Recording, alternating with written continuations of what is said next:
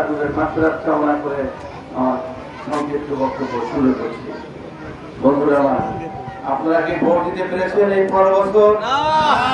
পারেন নাই। কেন পারেন নাই?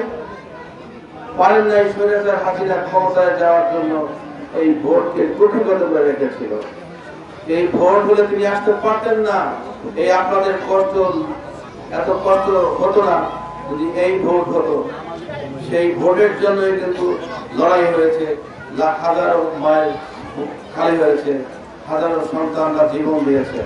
আজকে তাদের এবং এখানে যারা সম্মত হয়েছেন তাদের সবাইকে সংগ্রামী শুভেচ্ছা জানাচ্ছি। বন্ধুরা আমার, নির্বাচন ফেব্রুয়ারির মধ্যে সরকার ঘোষণা করেছে।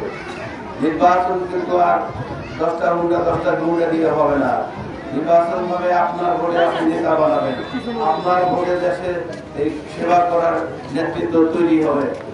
সেই কারণে এই যারা নেতৃত্ব দিবেন তাদেরকে বেছে নিতে হবে।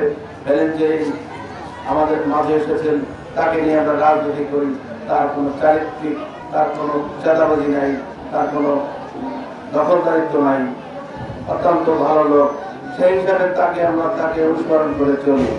তো আপনারাও মনে করি যে তার প্রতি সদয় রয়েছেন এবং আগামী দিনে তাকে যদি মনোনয়ন দেওয়া হয় দলের থেকে, আশা করি তিনি পাবেন, যিনি